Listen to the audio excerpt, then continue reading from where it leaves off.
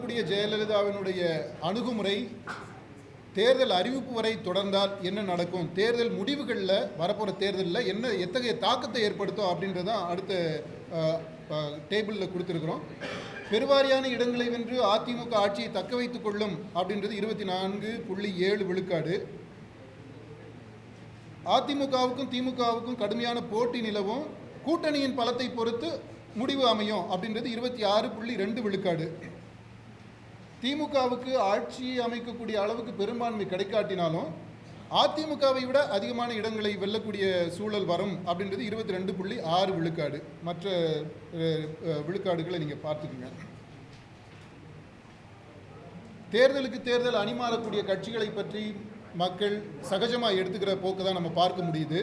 அது அடுத்த பாயிண்ட், 10வது பாயிண்ட்டை நம்ம சொல்லியிருக்கிறோம். அதிமுகவும் பாஜகவும் தேர்தல் உடன்படிக்கை காணுவதற்கான வாய்ப்பு இருக்கா அப்படின்றது அடுத்த கேள்வி. அது பெரும்பாலானவங்க அதிகமான வாய்ப்பு உள்ளதா கருதுறாங்க. திமுக அதிமுகவிற்கு மாற்று, ஏன்னா ஒரு பக்கம் நம்ம இப்போ பேசிக்கிட்டு இருக்கிறோம், திராவிட கட்சிகளுக்கு மாற்று இருக்கா அப்படின்ற பேச்சு இருக்கு. அந்த பின்னணியில் இந்த கேள்வியை கேட்கும்போது திமுக அதிமுகவிற்கு மாற்று இருக்கா அப்படின்னு பார்க்கும்போது இன்றைக்கு இப்போ இருக்கக்கூடிய சூழலில் திமுக அதிமுகவிற்கு மாற்றா பெரிய அளவில் எந்த சக்தியும் இல்லை அப்படின்றதான் நம்ம கணிப்பில் உறுதியாக இருக்கு. வரப்போகிற தேர்தல் திமுகவுக்கும் அதிமுகவிற்கு இடையிலான பிரதானமாக அந்த ரெண்டு கட்சிகளுக்கு அல்லது ரெண்டு கட்சிகளுடைய அணிகளுக்கு இடையிலான போட்டியாகத்தான் இருக்க போகுது. அதிகாரத்தில் பங்கு கேட்டு அதை முன் நிபந்தனையாக கூட்டணி உருவாக்குறதுக்கே முன் நிபந்தனையாக ப்ரீ கண்டிஷனாக சில கட்சிகள் முன்வைக்கிறாங்க இல்லையா, அதை ஒட்டி மக்கள் மத்தியில் அதுக்கு வரவேற்பு இருக்குது. அடுத்தது தேர்தல் ஆணையத்தினுடைய செயல்பாடுகள், தேர்தல் முறையினுடைய பலவீனங்கள், அதை பற்றியெல்லாம் நமக்கு விரிவாக கேட்டிருக்கிறோம். அதை நீங்கள் பார்த்துக்குங்க. அதில் ஏதாவது உங்களுக்கு விளக்கம் வேணும்னா நம்ம அதை பற்றி பேசலாம். தேர்தல் முறையினுடைய முக்கியமான பலவீனமாக மக்கள் சுட்டிக்காட்டுறது வாக்குகளை விலைக்கு வாங்குவது. அதான் ரொம்ப முக்கியமான பலவீனமாக மக்கள் சொல்லியிருக்கிறாங்க, பெருவாரியாக சொல்லியிருக்கிறாங்க. தேர்தல் ஆணையத்தினுடைய செயல்பாடு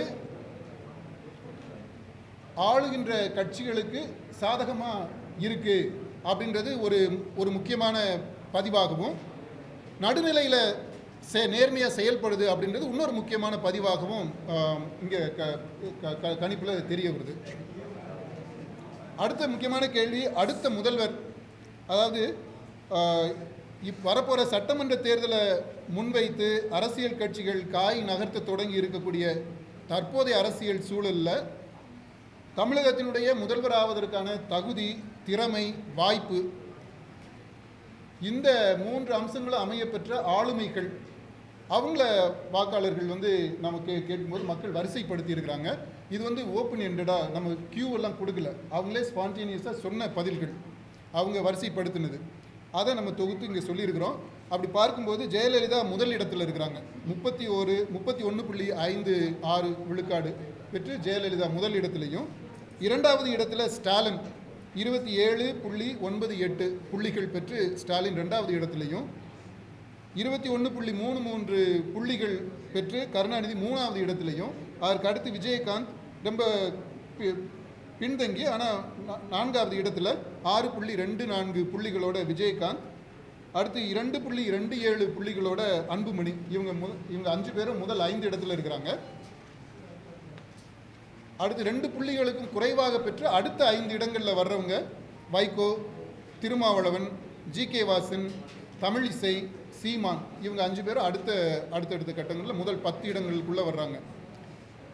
இதில் ஒரு முக்கியமான அம்சமாக பட்டது என்னென்னா, நேரடி அரசியலில் இதுவரைக்கும் இறங்காத நடிகர்கள் யாரும் அந்த முதல் 20 பேர் பட்டியலில் வரல. அதே போல் இன்னொரு கவனிக்கத்தக்க அம்சம் என்னென்னா, கட்சிகளை சாராத பொது வாழ்க்கையில் பிரபலமான நபர்களாக இருக்கக்கூடிய சகாயம் ஐஏஎஸ், சுப உதயகுமார், கூடங்குளம் உதயகுமார், இவங்களுடைய பெயர்களும் அந்த லிஸ்ட்டில் சில பேர் சுட்டி காட்டியிருக்கிறாங்க. கடைசியாக யாருக்கு வாக்கு, இப்போ இருக்கக்கூடிய சூழ்நிலையில் இன்றைக்கு நீங்கள் ஓட்டு போட்டால் யாருக்கு ஓட்டு போடுவீங்க அப்படின்றதான் கேள்வி. அதுக்கு பதில் சொல்லும்போது அதிமுக 34.1 விழுக்காடோட முதல் இடத்துல இருக்குது. திமுக அதற்கு அடுத்து 32.6 விழுக்காடோட 2வது இடத்துல இருக்கு. ஏறத்தாழ ரெண்டுமே அடுத்தடுத்து இருக்கு. ஆனால் அதிமுக முன்னிலையில் இருக்கு. தேமுதிக 3வது இடத்துல 4 விழுக்காடோட இருக்கு.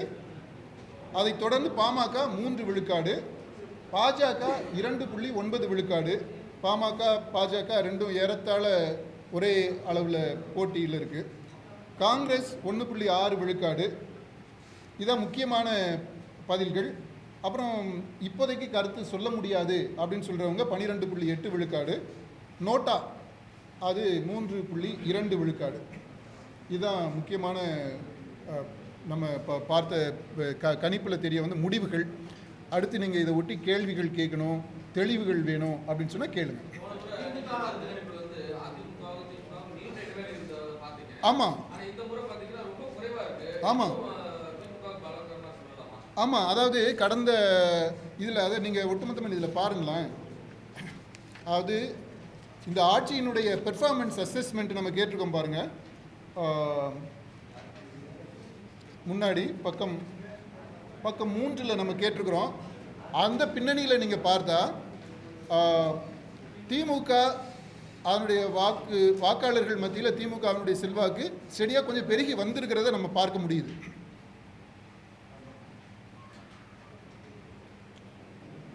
அதற்கு மறுதலையா அதிமுகவினுடைய செல்வாக்கு கொஞ்சம் சரிந்து அதுக்கப்புறம் இப்போ திரும்ப ஒரு உத்வேகம் இருக்கிறது மாதிரி தெரியுது. அதான் நம்ம முடிவுகளில் பார்க்குறோம். 3வது பக்கத்தில் நீங்கள் பார்த்தீங்கன்னா அந்த முடிவுகளை கொஞ்சம் கூர்மையாக பார்த்தா இது நமக்கு தெரியும்.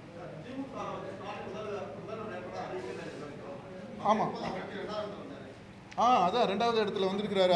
அதுதான் நம்ம சொல்லியிருக்கிறோம். அந்த இதில் ஒரு வியப்பு, நமக்கு ஆச்சரியம். ஆனால் உள்ள டீட்டெயிலாக நம்ம டேட்டாவை அனலைஸ் பண்ணி பார்க்கும்போது பெரிய ஆச்சரியமாக இல்லை. ஏன்னா திமுக கட்சிக்குள்ள, அதாவது திமுகவுக்கு ஓட்டு போடுவோன்னு சொல்கிறாங்க பார்த்தீங்களா, அவங்களில் ஏறத்தாழ எல்லாருமே ஒரு 90 விழுக்காடு என்ன சொல்கிறாங்கன்னா ஸ்டாலினை முதல்வர் வேட்பாளராக சொல்கிறாங்க. அதாவது மக்கள் இது யாருமே நம்ம கியூ கொடுத்து லிஸ்ட்டு கொடுத்து இந்த லிஸ்ட்டில் இருக்கிறவங்களுக்கு நீங்கள் மதிப்பு போடுங்க அப்படின்னு நம்ம சொல்லலை. ஓப்பன் எண்டடாக தான் விட்டுட்டோம். அவங்களே சொன்னது ஸ்டாலின் வந்து 2வது அப்படின்றது. சரி, முதல் 3 சாய்ஸில் நம்ம கேட்டுக்கிறோம். ஆக்சுவலாக அந்த மெத்தடாலஜியை பற்றி பேசினா காம்ப்ளிகேட்டடாக இருக்கும், அதை விட்டுருவோம். பதில் சொன்னதில் சரிந்து போகல, அதாவது சரிந்து போச்சுன்னு நீங்கள் எடுத்துக்கணும்னா எடுத்துக்கோங்க. என்ன இல்லை, நான் ஆய்வு ரீதியாக சொல்கிறேன்.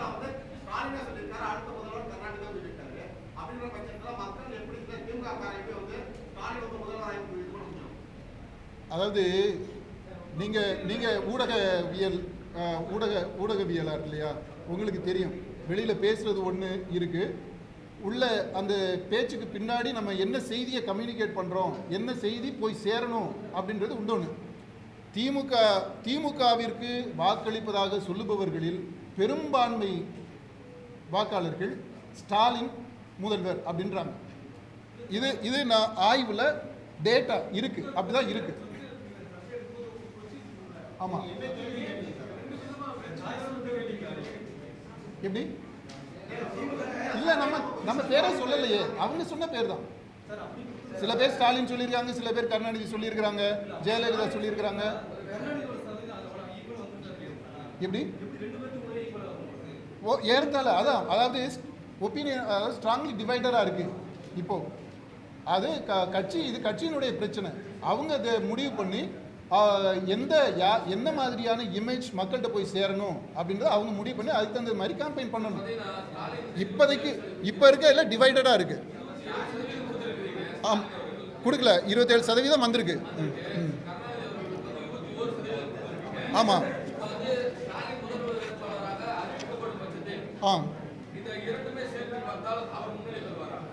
பெறதுக்கு வாய்ப்பு இருக்கு.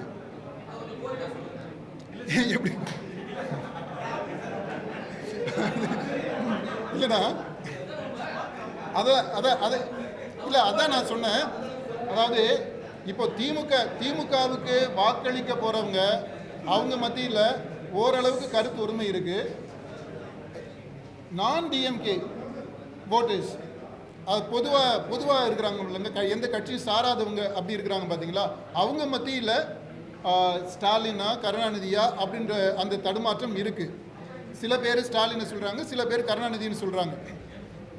இப்போது இந்த கட்சி ரீதியாக முடிவெடுத்து அவங்களுடைய கேம்பெயினில் ஒருத்தர் தான் கருணாநிதி தான் அல்லது ஸ்டாலின் தான் அப்படின்னு சொல்லிட்டு ஒருத்தரை தெளிவாக கேட்டகாரிக்கலாம் கிளியர் கட்டாக அப்படி முன்வைக்கிற பட்சத்தில் நிச்சயமாக இந்த மற்றவங்க இந்த பேர் மாற்றி சொல்லியிருக்கிறாங்களே அவங்க எல்லாருமே ஒரு நபரை ஏற்றுக்கொள்வதற்கான வாய்ப்புகள் இருக்குது. திமுக இல்லை, நம்ம வந்து கேண்டிடேட்ஸை பற்றி இண்டிவிஜுவல்ஸை பற்றி பேசுகிறோம், ஆளுமைகளை பற்றி பேசுகிறோம். முதல்வர் ஆளுமைகளில் இப்போ அந்த மாதிரி இப்போ ஸ்டாலினை மட்டும்தான் அவங்க முன்வைக்க போகிறாங்க அப்படின்னா ஸ்டாலின் முன்னிலை பெறுவதற்கான வாய்ப்புகள் இருக்குது, அதை மறுக்க முடியாது. இல்லை இல்லை இல்லை இல்லை நம்ம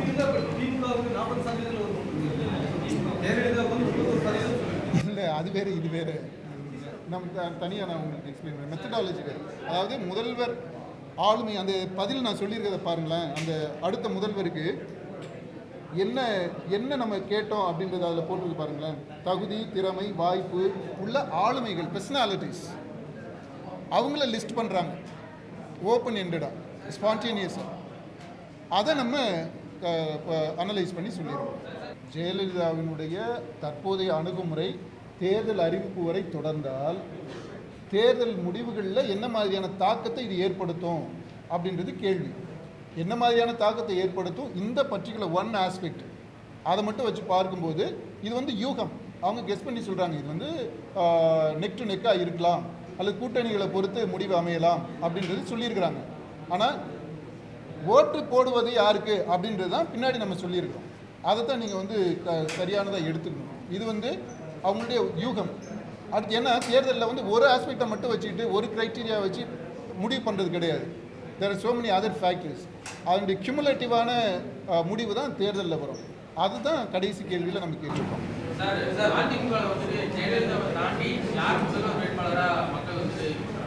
அந்த மாதிரி எந்த பேருமே வரல. ஆமாம், அடுத்த இதில் வரல. ஆமாம் ஆமாம் ஆமாம், கண்டிப்பாக.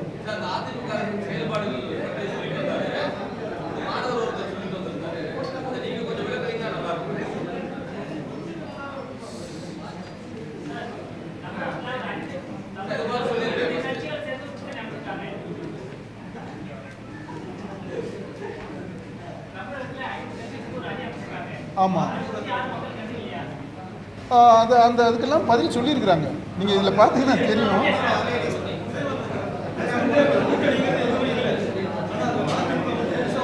பனிரெண்டு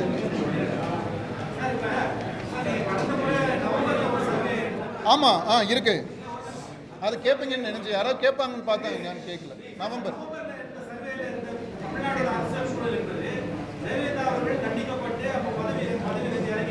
ஆமாம் ஆமாம்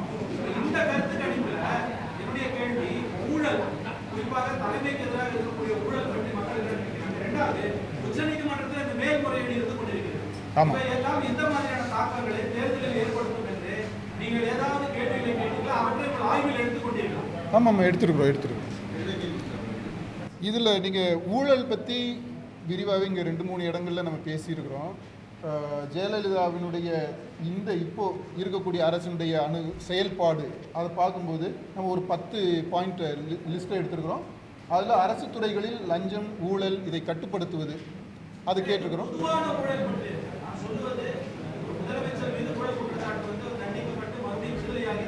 இல்லை, ஆமாம், நம்ம என்ன கேட்டோம் இல்லை,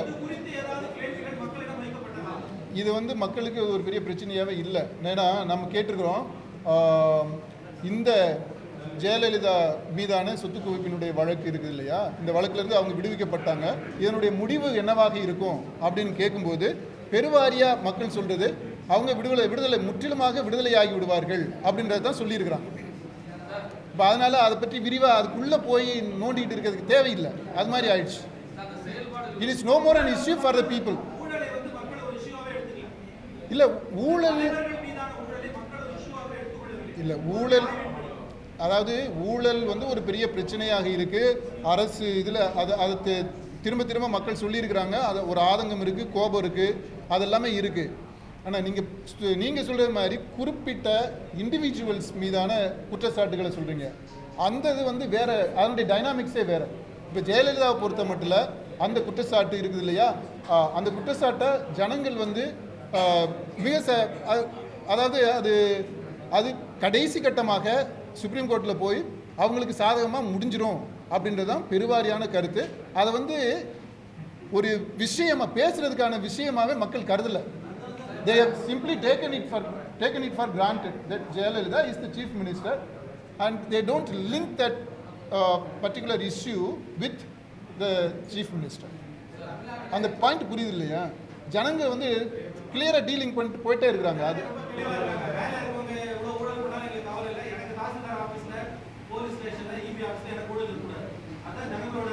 இல்லை இல்லை அதாவது நீங்கள் ரெண்டையும் லிங்க் பண்ணி பார்க்குறீங்க. இந்த இண்டிவிஜுவல் இஷ்யூஸ் வேற காமனாக இருக்குது.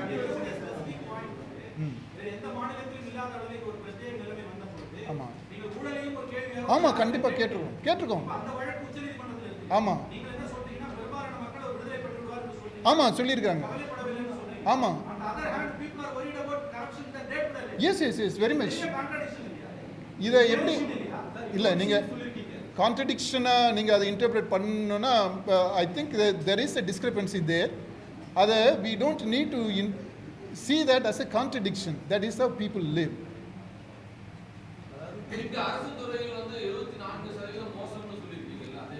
எதுலண்ணா அதை தான் சொல்கிறேன். லஞ்சம் ஊழல் கட்டுப்படுத்தலை. அவர் அந்த பர்டிகுலர் கேஸை பற்றி கேட்குறாரு. அந்த கேஸை பற்றி மட்டும் நம்ம கேட்டிருக்கிறோம். அதில் என்ன சொல்கிறாங்கன்னா ஜெயலலிதா விடுதலை ஆயிடுவார் அப்படின்றாங்க. அதுக்கு மேலே அதை பற்றி ஜனங்கள்கிட்ட பேசுகிறதுக்கு ஒன்றும் இல்லை.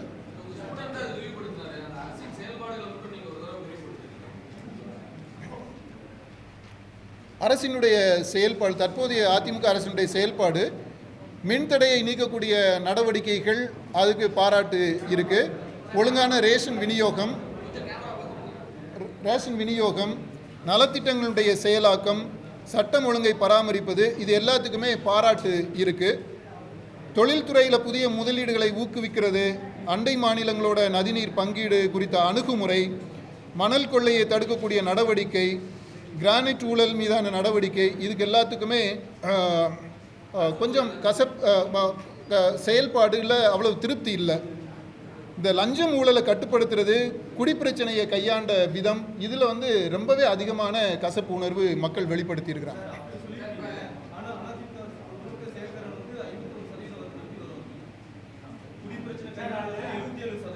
ஆமாம் ஆமாம் ஆமாம் ஆமாம் ஆமாம். ஏன்னா நீங்கள் அந்த இதிலே பாருங்கள், முதல் 4 ஐட்டத்தை பாருங்கள், அடுத்து ஏழாவது இதை பாருங்கள், நலத்திட்டங்களுக்கு எவ்வளவு ஆதரவு இருக்குன்னு பாருங்கள். அதுலேயே 7வது பாயிண்ட்னா நலத்திட்டங்களுக்கு எவ்வளவு ஆதரவு இருக்கு.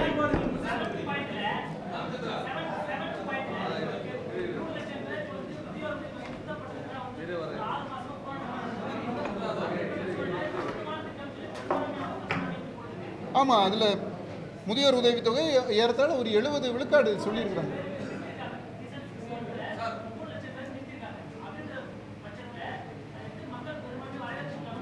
திட்டத்தை வரவேற்கிறாங்க, நடைமுறை செயலாக்கத்தில் பிரச்சனைகள் இருக்கு. திட்டம் மோசம் இல்லை, இதெல்லாமே நம்ம அந்த திட்டத்தை வரவேற்கிறாங்க. என்னென்ன 2016 இப்போ இருக்கக்கூடிய சூழ்நிலையை வச்சு நம்ம பார்க்கும்போது இந்த போட்டி, அந்த தேர்தல் களம் அதிமுக அணிக்கும் திமுக அணிக்கும் இடையிலான போட்டியாகத்தான் இருக்க போகுது. அதில் மற்ற திராவிடம் அல்லாத கட்சிகள் சேர்ந்துக்கிட்டா ஓகே. எப்படி? ஆமாம், இந்த கூட்டணி ஆட்சிக்கு வரவேற்பு இருக்கு, நல்ல வரவேற்பு இருக்கு. ஆட்சியில் பங்கு கேட்கிறது, அது வந்து வரவேற்கத்தக்க கோரிக்கை அப்படின்னு சொல்லிட்டு 35.5 விழுக்காடு சொல்லியிருக்கிறாங்க. 3ல் 1 பங்குக்கு மேலே இந்த கோரிக்கை நல்லதுன்னு சொல்லியிருக்கிறாங்க, வரவேற்கத்தக்கதுன்றாங்க. ஏறத்தாழ அதே அளவு 1/3 வரவேற்கத்தக்கது, நல்ல கோரிக்கை. ஆனால் நடைமுறைப்படுத்தல சிக்கல் இருக்கலாம் அப்படின்னு சொல்லியிருக்கிறாங்க. அதையுமே நம்ம பாசிட்டிவாக எடுத்துக்கலாம்.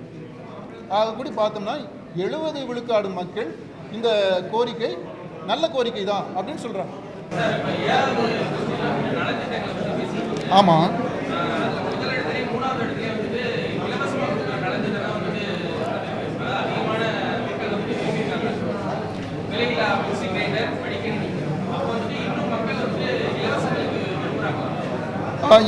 நீங்கள் அதை இலவசம்னு சொல்லக்கூடாது, விலையில்லா மடிக்கணினி.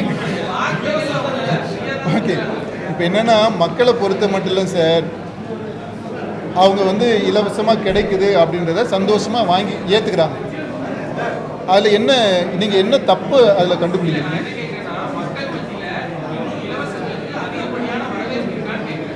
இன்னும்ன்ற இல்லை, அந்த இன்னும்ன்ற வார்த்தை எனக்கு புரியல. மக்கள் மத்தியில் இலவசங்களுக்கு வரவேற்பு இருக்கு, நிச்சயமாக இருக்கு. அது வர்ற தேர்தலையும் தொடருமா அப்படின்னு கேட்க விரும்புறீங்களா? நிச்சயமா பிரதிபலிக்கும்.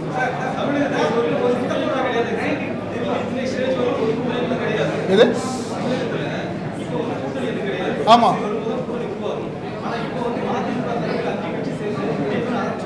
ஆமா, இல்ல அந்த அந்த 5 கட்சிகள் சேர்ந்து அமைச்சிருக்கிறது அது ரொம்ப தொடக்க நிலையில இருக்கு. அது ஒரு தேர்தலுக்கான கூட்டணியா மக்கள்கிட்ட இன்னும் போய் சேரல. அது ஜனங்கள் ஓப்பனாக சில இடங்களில் சொல்லியிருக்கிறாங்க. அது எல்லாத்தையும் ஒட்டுமொத்த தொகுப்பு தான் இந்த பதில்கள். 19 என்ன? ஆமா ஆமா ஆமா, ஒரு கட்சி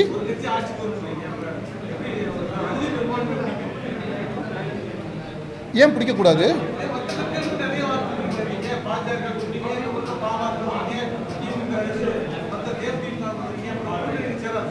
சேரலாம், மாறும். இல்லை, அது அந்த கேள்வி வேற. என்ன சொல்லுங்க?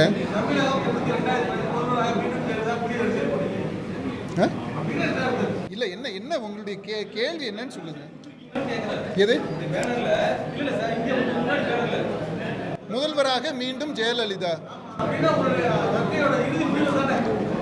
முதல்வராக மீண்டும் ஜெயலலிதான்னா இப்போ பன்னீர்செல்வத்துக்கு அப்புறம் ஜெயலலிதா முதல்வராக இருக்கிறாங்க இல்லையா? இப்போ 2015 இப்போ நடக்கக்கூடிய முதல்வருடைய ஜெயலலிதா முதல்வராக இருக்கக்கூடிய ஆட்சி, அந்த பெர்ஃபார்மன்ஸ் அசஸ்மெண்ட் 2015 2016க்கு நீங்கள் அதை கேட்குறீங்க. 2016ல we don't know.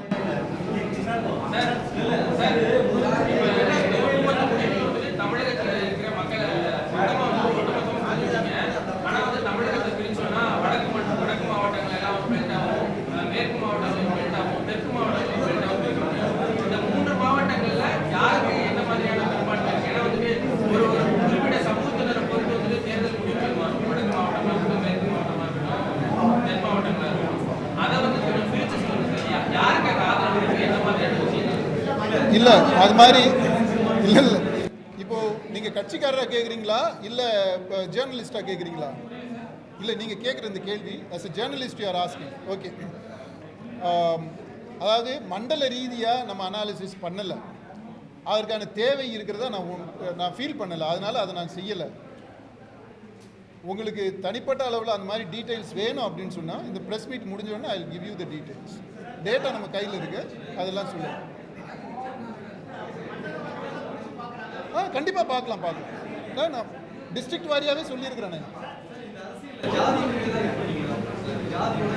ஒரே இந்த இவர்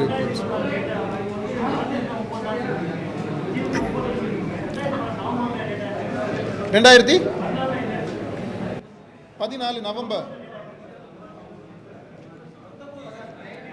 2014 நவம்பரில் அதிமுக 43, திமுக 26, பாஜக 3வது இடத்துல 9. இது கண்டிப்பாக மாறுறதுக்கான அந்த ட்ரெண்ட் தான் இருக்கு. அந்த அங்கே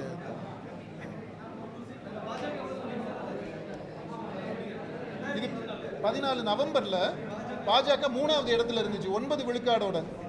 இப்போ சட்டமன்ற தேர்தலை முன்வைத்து இந்த கேள்வியை கேட்கும்போது பாஜக அது ரொம்ப பின்னாடி போயிடுச்சு. ஆமாம், 4 மாவட்டத்தில் பண்ணலை, விட்டுட்டோம். தேனி, ஊட்டி, அரியலூர், பெரம்பலூர்